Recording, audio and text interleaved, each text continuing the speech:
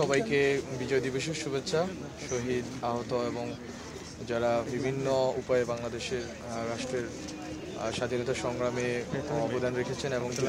অবদান রেখেছেন সবাইকে সশ্রদ্ধ সালাম। আমাদের পক্ষ থেকে এটা বক্তব্য থাকবে যে বাংলাদেশে ৭১-এর পরে যেটা হয়েছে যে একটি মুজিববাদী ব্যবস্থার ভিতর দিয়ে আমরা গেছি বন্দোবস্তের ভিতর দিয়ে, বাট ওই বন্দোবস্ত এবারের গণঅভ্যুত্থানের ভিতর দিয়ে বন্দোবস্ত নস্যাৎ হয়েছে। আমরা আশা করি যে যেই বন্দোবস্তের কারণে বাংলাদেশ এতদিন পদানত রয়েছিল এবং বাংলাদেশের মানুষ গণতন্ত্র এবং বাক স্বাধীনতা থেকে শুরু করে স্বাভাবিক মৌলিক মানবাধিকারগুলো পায়নি, সেই ব্যবস্থা রদবদল হবে এবং বাংলাদেশের জনগণ সত্যিকার অর্থে স্বাধীনতা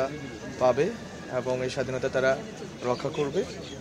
এবং আমরা জনগণকে আহ্বান জানাই যে এবারের যে বিজয় অর্জিত হয়েছে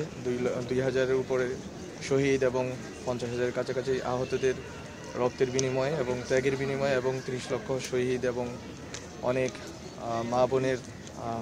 সম্ভ্রমহানির বিনিময়ে আমরা যেই ৭১-এ যেই রাষ্ট্র পেয়েছিলাম, এই রাষ্ট্রকে পুনর্গঠনের সুযোগ আমরা যাতে কোনোভাবে অবহেলা না করি, আমরা যাতে এই ব্যাপারে খুবই দায়িত্বশীল আচরণ করি সব সংগঠন, রাজনৈতিক দল এবং মানুষ। এবং আমরা চাই যে এর ভিতর দিয়ে এবারের যে বিজয় দিবসে আমরা যেভাবে স্বাধীন মুক্তভাবে বিজয় দিবস উদযাপন করতে পারছি,